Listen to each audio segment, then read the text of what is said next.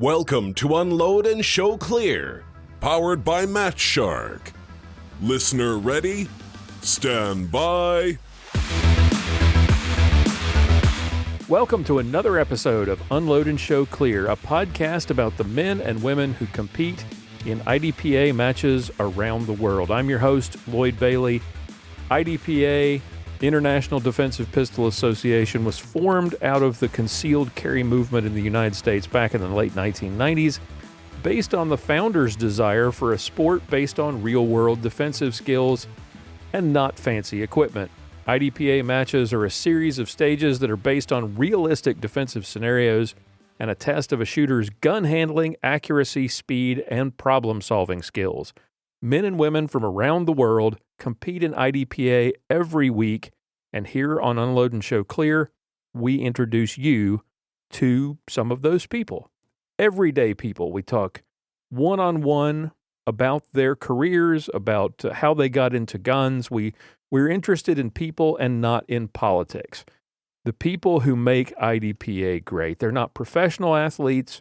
They're just everyday men and women, your neighbors, your coworkers, your public servants, your kids' teachers, the people who clean your teeth.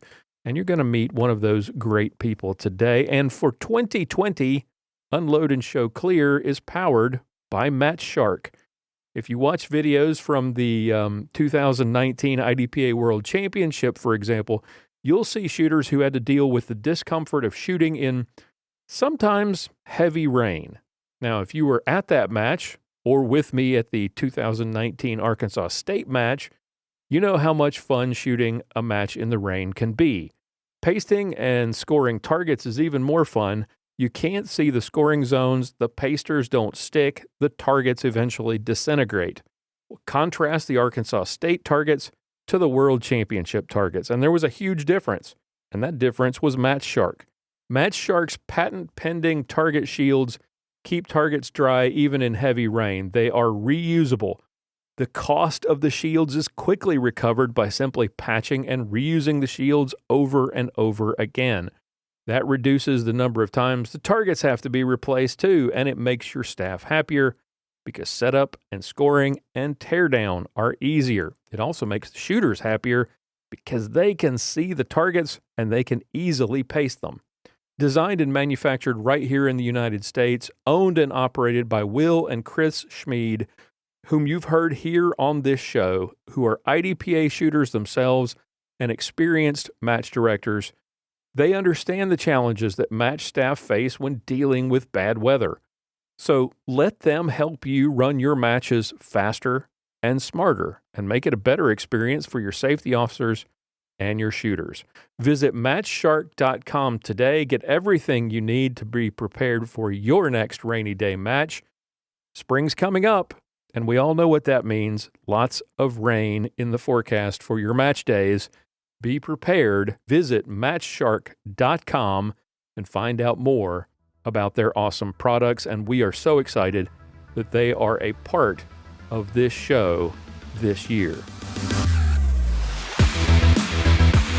Our special guest is Jason Miyashiro from Culver City, California. Jason, welcome to the show. Thank you so much for having me. It's great to finally have you here. We met at Worlds as you were shooting the S&M stage with the bag on your head thing, and we talked a little bit there, and you joked about how many PEs you were racking up, and I don't know why I haven't invited you until now, and I'm so happy that you agreed after all this time. You remembered. Oh, no, I check my phone every day to see if you had messaged me. Oh, my gosh, that makes me feel even worse. I was like, is this the day? Is this going to be the day? Well, thank you so much for being here. Tell us a little bit about yourself and what do you do for a living there in Culver City?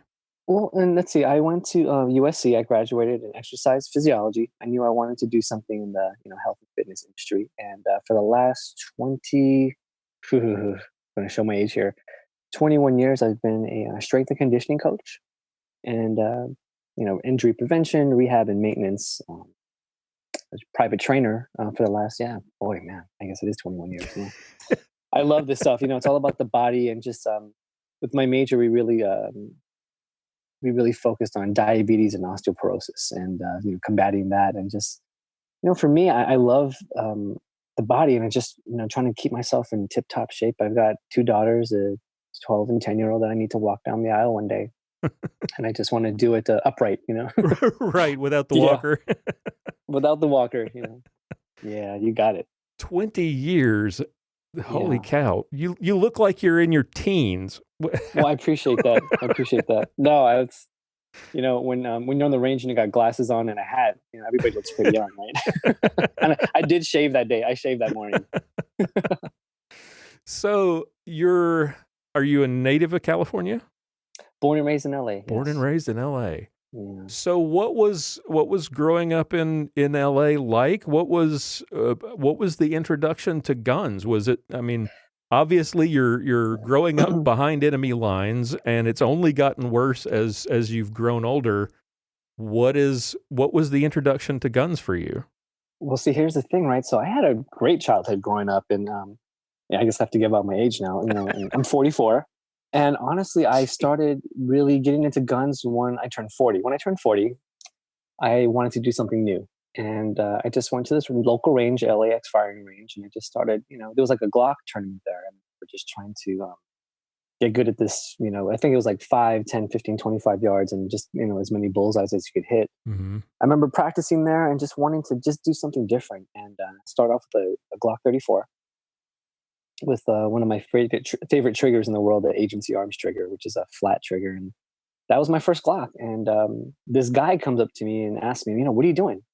And just told him what I was doing. It turned out to be my eventual shooting coach and mentor, who I call my sensei, Masaki Tanagawa.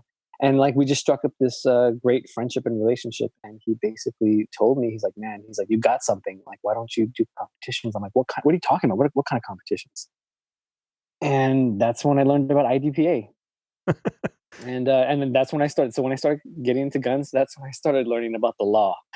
Oh. And that was a crash course. So when I meet people from out of state, and when I tell them from California, they're like, why are you from California? And why do you like, and I said, look, man, I didn't know for 40 years. Okay. Right. Yeah. That was eye opening. Let me tell you. I'm sure it was. Yeah. Cause we hear the talk about, the restrictions and not to get too political, but everybody, that's the reaction that most people are like, well, just why don't you move? Well, it's not that simple, especially for people who've grown up in California, have family and roots there. You 40 years before you picked up a gun, and you said you wanted to try something different. Now, for some people, that's like, I'm going to go surfing, or I'm going to go try, chai latte, or I'm going to, or knitting this week. What was it that made you decide, what? I think I'll shoot a gun today. Well, it's because I was really good at knitting anyway, so I figured I'd try something new. So usually my IDPA vest, I crocheted myself. Yeah, no. Yeah, well, 6 years ago, I lost my father to lung cancer, and it was a very pivotal moment in my life. And my daughters were very young at that time. My dad was just the greatest, my hero, a very, very wonderful model for me. And he just showed me just how to live and how to love, and it was just devastating. And I just felt like when I turned 40, I just wanted to try something I'd never done before, and I just felt like I had his blessing. And that first year was really dedicated to him, and just trying to show my pops that I could do something different and try to excel at it, because I, believe it or not, played basketball all my life, and it was like my thing. It kept me out of a lot of trouble, I think. And my dad has seen every shot that I took, and it was just very emotional for me. So I wanted to go on this new venture, this new odyssey, and try competitive shooting. And I told my sensei at the time, I said, I want to make master in the first year. And he was like, okay, he just tried to bring me back down to earth. Slow your roll there. Slow your roll. And, Grasshopper. I worked, man. Yeah, exactly. And it's exactly what he said to me. And I just, when he saw that, as he told me no, that it really lit a fire inside of me. And exactly 1 year later, on the third anniversary of my father's passing, I made master. Once you could And that grab the pebble out of was his emotional. hand. I snatched that pebble. Yeah, I snatched it. And like, it was an emotional journey for me. You know, I remember like calculating my time and I made master class. And it was just oh man, that was just So, that was a moment. Yeah. That's an amazing story. So you start very late in life. You jump into something that's completely new, and within a year you're mastering it. So you have, I'm guessing, from early on, you had a pretty competitive streak in you? Yeah, I think that's what basketball did for me. You know, I played pretty high levels of basketball, and it just helped me to understand pressure and tension, anxiety, and how to deal with these things on the range. Because you know, it's with basketball, there's 9 other guys I have to worry about. Right on the range, it's just me versus these targets, versus these angles, versus these distances, and these moving objects. But it's really me against one thing, right? So Mm-hmm. it was a lot easier to focus on that. And I just, yeah, my competitive juices were that competitive void from not playing basketball all those years. I dumped right into shooting, and man, I just loved it. It just overwhelmed me. And friends of mine were just like, "Dude, what is going on?" Because I just, really put everything I had into it. When Sensei says you should try IDPA, and you Yeah. tell me about that first IDPA match. Where was it? What was it like? What was your experience like? And how many PEs did you rack up that day? Actually, boy, it's funny you should ask because I remember it very well. It was a Saturday, um, 4 years ago, in November, at Prado Olympic Shooting Park in Chino Hills, California. And I had my vests, I got all my gear and everything. I'm trying to remember the rules. Back then, there weren't fault lines. Right. Back then, it was 50-50 cover, right? And your SO would yell at you, and you would have to kind of creep back behind the barrier. So it was a little ambiguous at the time. And I remember I was nervous and I was ready, and I just felt so, I don't know, I was just so excited to try something new. And I think it was 110 shooters that day, and I came in fourth. Whoa. Yeah, and that was it, man. Like I was hooked. And then the following Sunday, it was 2 Sundays later, after a lot of analysis and a lot of figuring out what I had to do, what I could have done better, I actually came in first that match. And that was it, man. That was another bite, and I'm like, this is it. This is what I'm doing for the rest of my life. It's kind of like you hope at that time. You hope this isn't like golf, right? Because you hit that one shot, right, and Yeah. you think you can hit that same shot for the rest of your life. Right. And you're just like, man, this isn't a fluke. But I was able to talk to my sensei about it, and we did a lot of this. We talked about it. We talked a lot about theory and mindset, and just how to approach a barrier, and just footwork, and it's just these things that I just crave. So as a private trainer, the physicality of it is just so attractive to me because I can put my heart and soul into it. That's amazing. Fourth out of 100 shooters and first your next match is tremendous. What do you attribute that to? How much shooting had you done before that? And you were shooting the GSSF matches indoor. Was it accuracy? Was it the footwork that you had built up through years of your training in exercise physiology and your basketball career? Or was it a combination of all of that? What do you think it is that made excelling at this sport so quickly possible for you?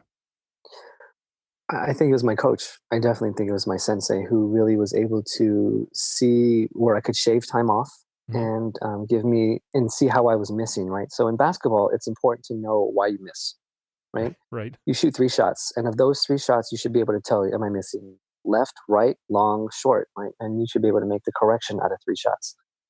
And with same thing with shooting, I would always want to see where my shots were. Was it a tight group here? Did the group open up, and was there one out? And where was it? Was it at 1 o'clock? And so I was able to really see the behavior of my gun. And the thing that my coach would burn into my mind, he would always ask me after a stage, "What did you see?" And if I couldn't tell him, it means I wasn't paying attention. And that means you have to increase your vision to shoot fast. It's all about vision.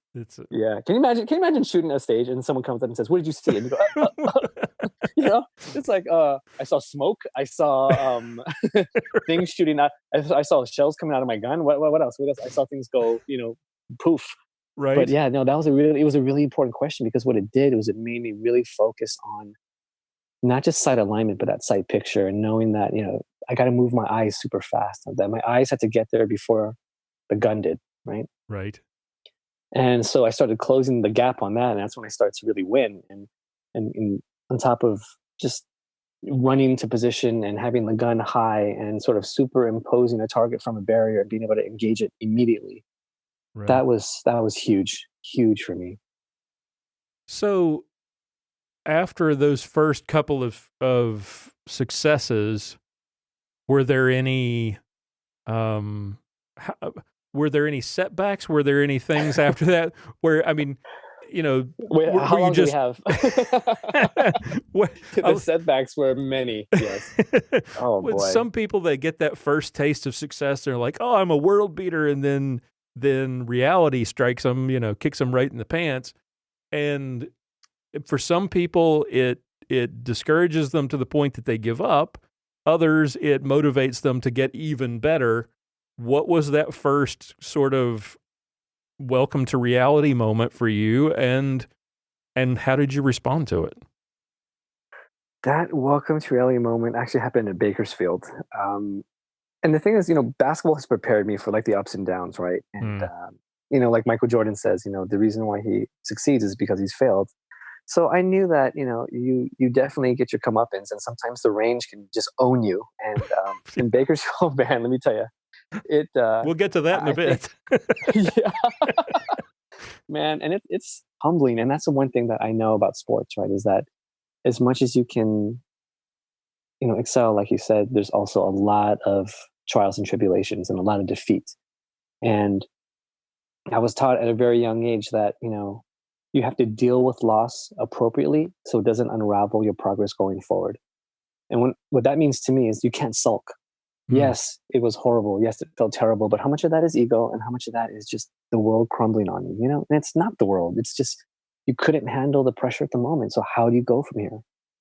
And that's why it's so important for me to, take a lot of video and see what was happening. And I mean, video has been a huge teacher for me.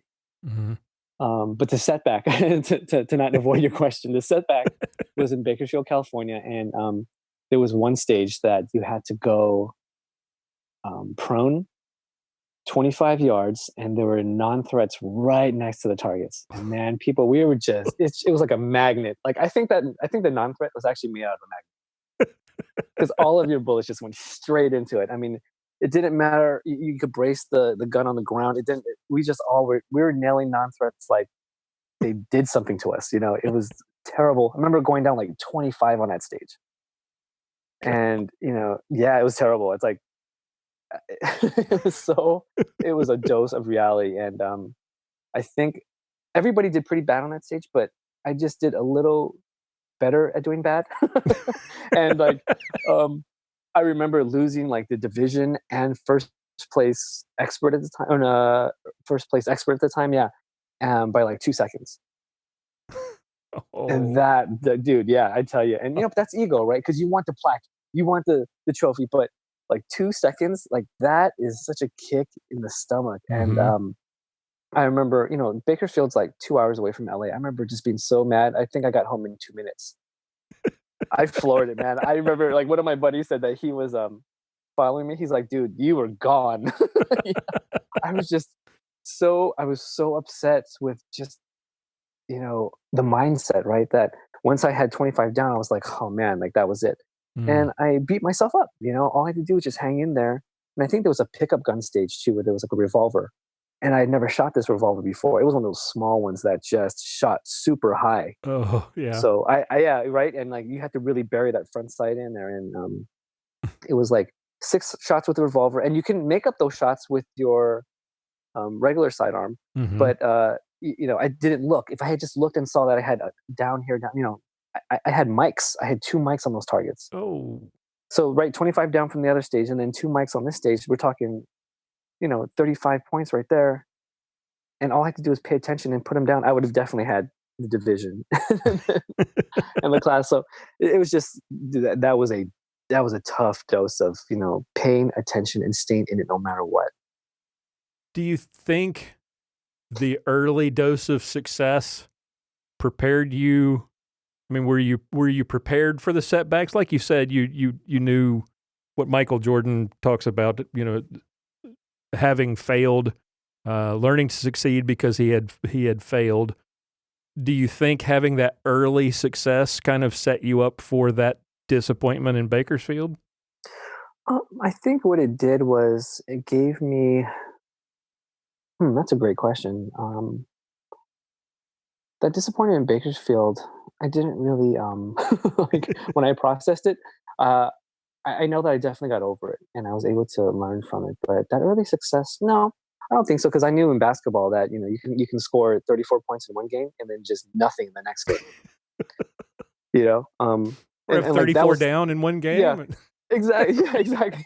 34 down in one game, and then I went to the line eight times, and I still couldn't free throw. It's like, what in the world? It's just the nature of the beast, and I knew I could recover. That's for sure. Right. But it was, I guess so. To answer your question, it's all about recovery for me and just getting my mindset there. And I knew that I was missing something. Like the skill and the vision was there, but something wasn't quite there in my mind yet.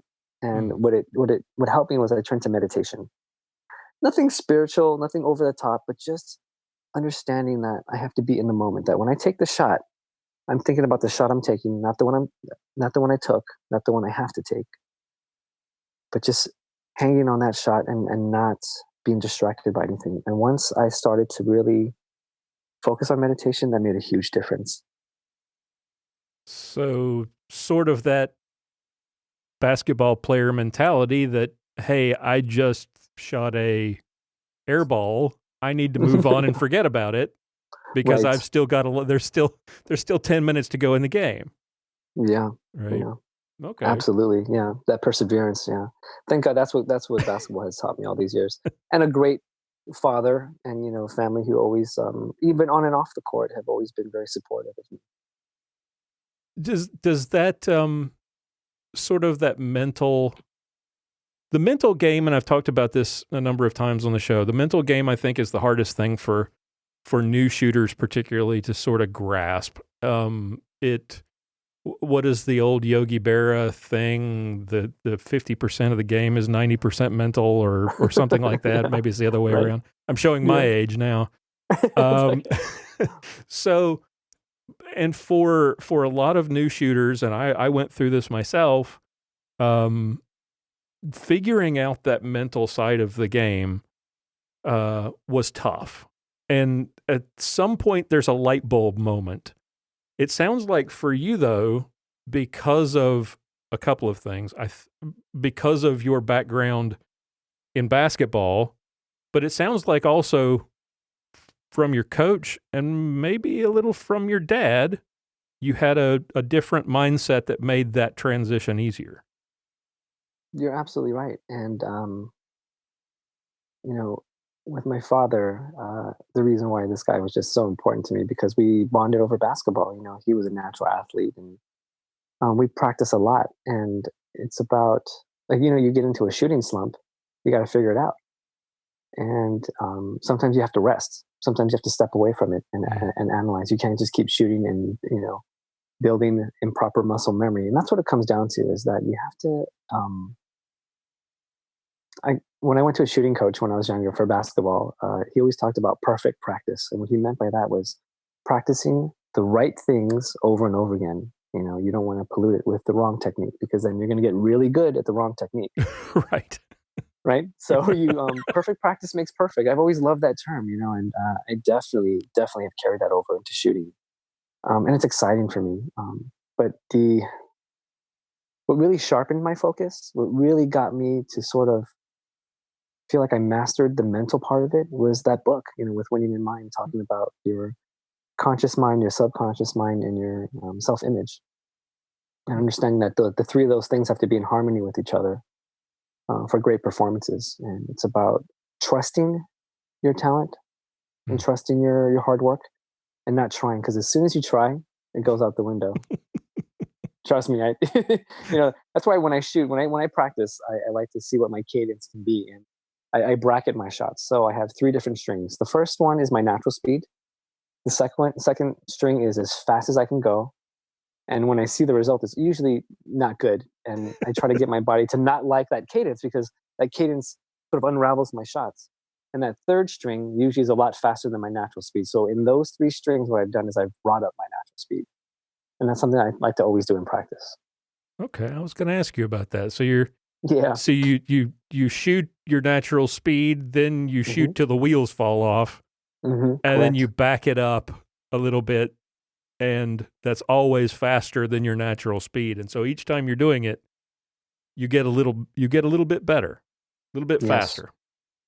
Yeah, that's how I've been trained to do it, and that's the way my sensei really brought me up. And I remember when I was first, like, I took 4 months of just accuracy and speed training with him before I even got into IDPA, just to kind of prep me for it. And I came home just beat up.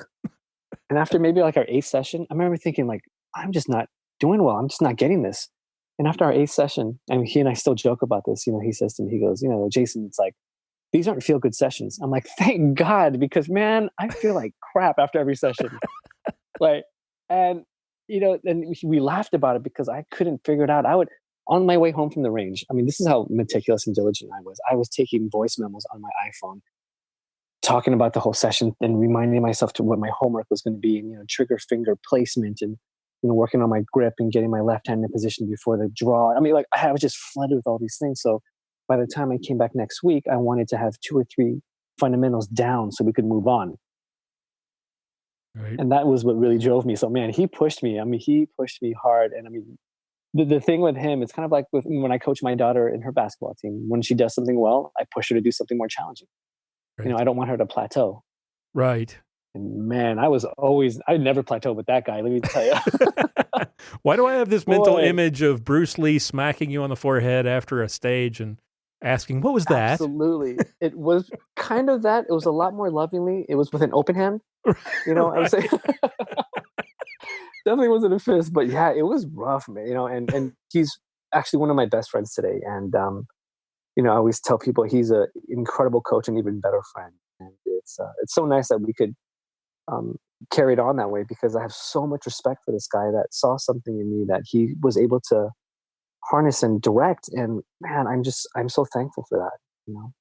So all of that practice that you did, was that prior to that first local match, or was that prior to you getting out and trying a sanction match? Prior to getting a sanction match, I did a lot of dry fire. Like, I didn't do a lot of live fire. To this day, I just don't have time to get to the range because my hours are kind of crazy. But thank God I have a garage. I've got a lot of room to move in there. I've got some 1/6 scale targets. I got some full scale targets, and dry fire, I have to say, has been the key to everything for me. Because it's just it gets you into the zone. And the most important thing for me, like the difference between me dry firing my first year and now, is that now I have to put myself into the mental environment of being on the range. Back then I would just draw and click, timer, beep. But now I'm actually putting myself in scenarios of time pressure. And visualizing actually being on a stage at a match. Yes. Yeah. Correct. And making it my own, course of fire, and trying to challenge myself every single time, and doing, wide transitions. And, it's really putting yourself in that high stress situation. I come home from work, I've just eaten, I'm a little tired, I'm a little groggy, but I got to get into this garage and put myself into what it's like to be on the range, and to make those, to make it as vivid as I can, to hear it and see it and feel it and smell it, and to really get into the mindset. So by the time I do the real thing, it feels completely natural to me. Did any of those practice sessions in the garage include a bag over your head and and your gun in a tub and your hands tied? I gotta tell you, I'm just not into that kind of stuff. So no, it's I'm like, I don't think IDPA should need a safe word. You know what I mean? It's like it's just one of those things where right. I've worn like a Batman costume, but other than that, I just never knew I needed for IDPA. Yeah, I mean, no, sir. The answer to your question is no. I have never ever once. For those who don't understand this inside joke, there was a stage at the World Championship this past year, and this is where Jason and I met. I was actually walking around filming, and I walked up, and here's Jason, and he's shooting, and he gets finished. To me, it looked good, and I asked him how things were going, and he says, "I'm collecting PEs like what? How did you say it? I'm collecting PEs like action figures." Yeah, because I had forgot to put on my cover garment. Oh, that's right. In that whole stage, yeah. And I shot it well. I down zeroed it, and then they're like, "Oh, no vest PE." I'm like, "Oh," just to show you. The stage before that, you didn't have to. It was optional, so I forgot to put it on. Hey, you were telling me before we started to record, it just kind of went downhill from there. It sure did. The very next stage, actually, I didn't realize, but they threw a stage out. So the last stage I shot, stage 14, was a one-arm stage. So the entire stage was going to be shot with your left hand, or with your support hand. And for the record, I always tell people I don't like to call it weak hand because I don't want to associate anything negative with my shooting. So I never ever call it weak hand. It's always support hand. And it's just a little thing that I learned from my sensei. And so you have to, I think at the beep, what happens is you're sitting in a chair and you're very close to the desk. And there's one mag on the table. There's your gun on the far right side. So at the beep, what I did was I stowed my magazine, grabbed my firearm, and shot. And as I got up from the chair, my magazine got caught under their seat back. And as I stood up, it's not a heavy chair, right? It's just these aluminum chairs. Right. As I stood up, the weight of the chair pulled me back, and I felt like the SO pulled my left shoulder back, and I broke the 180. Oh gosh! I mean, my gun pointed at 5 people. Oh. And I flagged 5 dudes, and I was devastated. I mean, my finger was way off the trigger. That's the thing, and the worst thing you can hear is an SO going, "Stop!" I mean, it's just the most god awful thing in the world. I couldn't understand what happened. And I'll share the video with you, but it's I can watch it now. It was hard to watch in the first few weeks, and I actually did a whole breakdown. Yeah, I did a breakdown on my Instagram page on what happened and what was going on through my mind, and just for me, DQing. Yeah, it was horrible. It was embarrassing. It was terrible. But what was more important to me was to share with the shooting community how these things can happen. So when you walk up to a stage, look at the potential hazards. To me, that was priority. So I had to put my ego aside and I had to do a breakdown of it. And, although it made me really sick to watch and watch all my hopes and dreams go down the drain, it's so important, as a safety issue. And I mean, I've never seen a worse breaking of the 180, and I hate the fact that it was me. A world-class DQ. It was a world-class. It was like 270. It was like a 270 break. I mean, it was terrible. And it's like the Chinese national team I shot with. Oh. I just remember them just wide-eyed. And one of them came over to me later as I'm like taking all my gear off. I couldn't believe it. I was done, right? Match director had already come over to me and was like, "Sorry, man." I said, "No, I get it." And SO was like, "Do you understand why you're DQ'd?" I said, "Oh yeah." Oh. And I just remember everybody was just sick to their stomach because I was the first shooter on that stage, and people were just on edge after that. And the 5 guys that I flagged came over to me. They're like, because I hadn't shot with them the whole day, and they said, "Man, if anyone's going to flag us, I'm glad it was you." And that I really appreciate because I showed good trigger finger discipline. And, but let me tell you, that was Bakersfield was like a party compared to that. Oh man. Yeah, I imagine. So it was rough. So I'm guessing that's probably the all right, aside from that, that's the worst thing that's ever happened. What's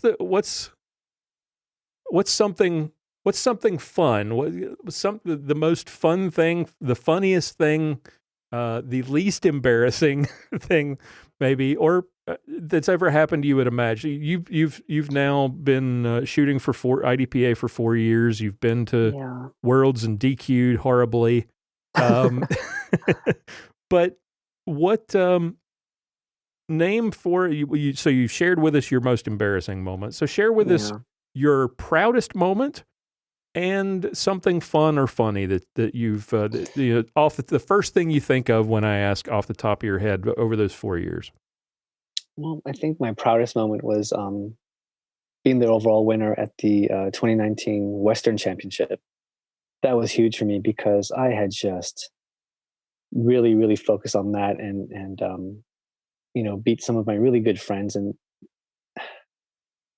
the reason why it's one of my proudest moments too is because the happiness that I saw in their eyes for me, even though I beat them, goes to show you how important the shooting community is and how good these people are. And I just, to this day, I loved winning, don't get me wrong, but what I saw in my friends' eyes was so touching. And I will never, ever forget that. And, you just never know the capacity of love in your friends when you see them just jump up and down for you. And, you take overall in this one of the biggest sanctioned matches you've ever seen and ever shot in. And that was huge for me. And that was actually before Worlds. So at least after Worlds, I had that to fall back on, But, it was a great thing going into Worlds. But I got to tell you, that was probably my proudest moment. Just a combination of winning that overall and my friends who are just so happy for me. That was special. Very cool. Yeah. So what, 20 years in, is it basically physical therapy? Is it, what is your career path? Well, I call it strength and conditioning because what it is, what that is basically trying to, it's injury prevention. Right. And it's maintenance. And what I do is I take physical therapy patients and I just transition them into like a workout, a normal workout. So it's just trying to put their faith back into fitness and to trust their bodies again after they've been injured or damaged. So you've got longtime friends from your career that have seen you start this new passion. That's very different from anything that you've done in your life. What do your friends think about? I mean, we're talking California now. What do your friends think of this? What did they think when you started this new passion? What do they think about it now with all the success and everything that you've accomplished up to this point? My friends have been insanely supportive and knew that, they know me and they know that I was just always looking for something to train for, right? So it gave me direction, it gave me focus, and they saw how excited I was for it. And in turn, they were excited for me. They're very happy for me, and that's really great. And that's what it's all about. And again, a lot of my success is sweetened by their happiness for me. And you're right. They see their friend who's a trainer pick up a gun, and next thing you know, I'm just like taking off with it, and it's been great and it's been supportive. And it's so much fun for me to share. So what I like to do also is I teach dry fire classes and I instruct myself, and I love teaching and I love passing on because that's basically what strength and conditioning is, right? It's just spreading the knowledge and teaching people about their body and how to stay ahead of the game and how to avoid potential pitfalls. And that's what maintenance and prevention is. And same thing with shooting. It's about safety. Mm-hmm. And safety is priority. It is paramount, and you have to keep that in mind even in dry fire. You got to designate a downrange and always point that direction. And you can't get complacent because that's when injuries happen. Right. So that goes for shooting and for real life, right? So my philosophy with training is that I train people so that they train them so hard that real life is easy. Put them in very chaotic environments so that when they're exposed to it in real life, they know exactly how to react. And they have their default response is to guard. So it sounds like as different and, you think, all right, I'm going to try something different, and you decide to shoot guns. And when you were first telling me about this, I'm thinking, that's pretty different. That's, but the more you think about it, and I'm sure you've probably analyzed this yourself a little bit, it's a fit with who you are with your personality and what you enjoy doing and what you're good at. It's not that big, except for the fact that it's a gun. It's really not that big of a change from what you excel at. And that's learning and training and teaching and sharing your knowledge with others. Well, thank you. Yeah, it feels very fluid, and it I feel like it's very parallel. You're right, and no, it's a great realization to have with you right now, thinking about that, and it's part of me now, and I just like I tell people, even with the body and anatomy and physiology, I just love this stuff, and I just align myself with people like that. My girlfriend Chelsea, she's a long distance rifle shooter, and like we just hit it off, and we have conversations about firearms and different calibers, and I know any guy would be jealous to have that conversation with a girl with their girlfriend, and I get to have this with my girlfriend and say I love you and let's talk about 6.5 Creedmoors, it's like it's awesome, and talk about loading with her. So it's I just have aligned myself with some really good people and have just met some fantastic people along the way. You shoot pistols, she shoots rifles. It's a match made in heaven, right? Yeah, I mean, she's my Overwatch. She's there you go. I'll be her rock. She's my Overwatch. I've always told her that. I love her. Well, Jason, thank you so much for coming on the show. Thank you for accepting the invitation and forgiving me for taking so long to extend the invitation. And my pleasure. My pleasure. Thank you so much for having me. I'm looking forward to the opportunity to meet you again face to face on the range down the road. Thank you so much. And we're out. That was great. Okay. Oh, thank you. That was awesome. I hope I was able to. All right, that's all the time we have for today. Thank you so much for listening. Thank you for your support. Thank you to our guest for coming on the show. And thank you to our awesome sponsor, Match Shark, for making this entire season possible. If you would, please take a minute to check out our website, Unload Podcast. Lots of cool previous episodes are there, links to all sorts of great information. Just check out the guest list as well. Join the Facebook group too if you want to connect with other fans and get updates on the latest news. You can find that at unloadpodcast.com/Facebook. Check out our YouTube channel. We've got a lot of cool videos there at unloadpodcast.com/YouTube. And if you'd like to support the show personally, consider becoming a patron, just $1 a month at patreon.com/unload. And for your support, I'll send you out a sticker and you'll have my undying gratitude for your help. If you or someone you know would make an interesting guest for a future episode, you can contact me at unloadpodcast.com. Just go to the contact button in the menu at the top of the page and send me a message. Or you can send me an email at Lloyd, LLOYD, at unloadpodcast.com. Tune in again next Thursday for another episode of Unload and Show Clear, powered by Match Shark. We are a proud member of the Self-Defense Radio Network. Be sure to check out all of the other pro-freedom podcasts at selfdefenseradio.net.